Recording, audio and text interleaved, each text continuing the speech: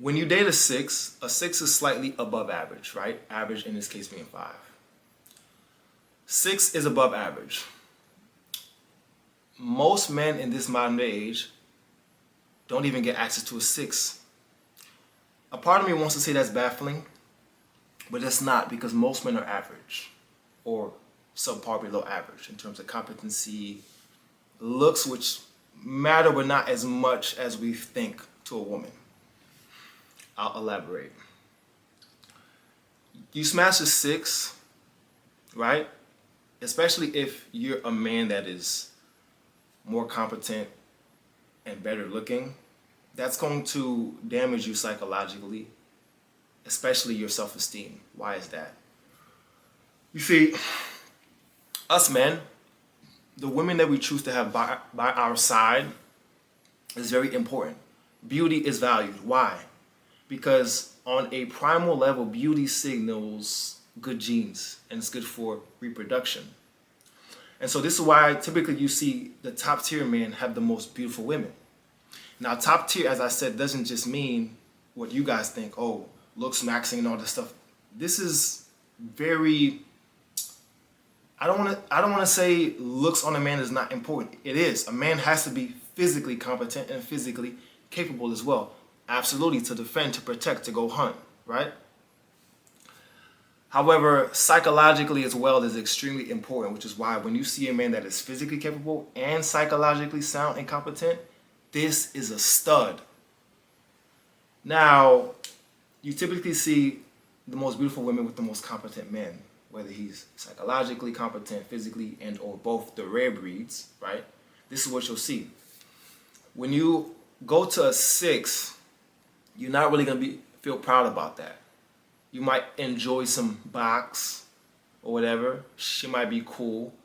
But deep down, you know you want a more beautiful woman. Especially if you are a truly ambitious man that's working towards becoming great. So you will never be satisfied with that 6. You'll be lying to yourself, even if you've already had kids with her. You'll be lying, which is why you see some guys are not proud to show their significant others on social media. When a man is truly attracted to the woman that he's with, he'll show her off the same way the woman will show the man off when she's proud to be with him. You see, and so that being said, when you're a man who's engaging with a 6, you're 6, you're like, subconsciously, you're always gonna be like, damn, I know I can do a little bit better. But some guys, they stay comfortable with the 6 because they're not advancing in their life, financially, mentally, and they get comfortable and they settle. Whereas the men who are always digging, who are always climbing the ladder of success and becoming better, this is why you see some guys, they were with a 6 before they blew up, and then afterwards, when they become that man of status, they level up their chick. Now, some guys just go for the looks, which I believe is an error, because you want a complete woman, a competent woman as well. Now, the average man will go crazy over looks and beauty. But the competent man understands that there's more to it than just looks and beauty. So you'll even see some guys that are competent go for a 7, which is well-rounded. 7 is definitely way above average, and typically they can be competent as well. Once you start getting to the 8s, there's still 8s that are competent. Typically, they come from really good families, really good backgrounds. However, 8s sometimes can be a little bit more unruly in the sense of they get a lot of attention. I know that word will probably trigger some people, unruly. Let's be adults here, right? 8s get a lot more attention, and so sometimes they can have more of a haughty spirit. But there are some good 8s. There are some good 8s. You get to a 9, which is stunning, which is stellar. And I don't believe that there's a 10 in every man's individual mind of what he perceives to be, his prototype women.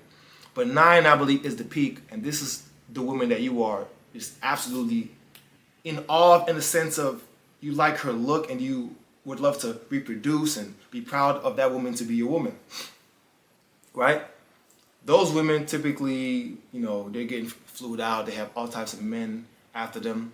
But even that woman, the 9, will seek the leadership and security of a truly competent, strong, authentic man. Which a lot of these rich guys, as I said before, have a lot of things going for themselves, but they're still not complete. Some of these guys lean on their money, some of these guys lean on their social circles, power, but they haven't dominated themselves. A lot of high earners have dominated themselves, but they still lack the ball. They still fumble the ball in certain areas. You see, you have to be a complete man. This is why I appreciate you guys to be a Renaissance man. So the 9 sometimes, it's not even just about looks. The guy could be 6'8", he could be handsome with money, but internally the woman feels that that man is a little bit brittle. She can move him off center and break him down a little bit. So you'll see sometimes the 9s, they'll go for a man in terms of looks, what's perceived as a 6 or 7, because maybe he's psychologically sound and he's a great leader. So what I'm breaking down for you guys right now is extremely complex. However, it shouldn't be shocking. You see, when I tell you guys these things, again, I'm a man who has loved on multiple different continents, multiple experiences with gorgeous women, right? Loved in different languages, relationships in different languages, in different societies, different frames of thinking. But the chassis of the woman and the man are the same across the board, regardless of what society we come from. I think that's very important to note.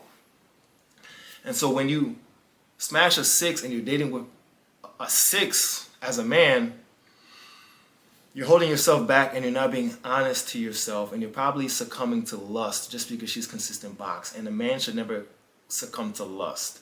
A man should always be able to control his urges and desires, because if you don't, that's what makes you a weak man.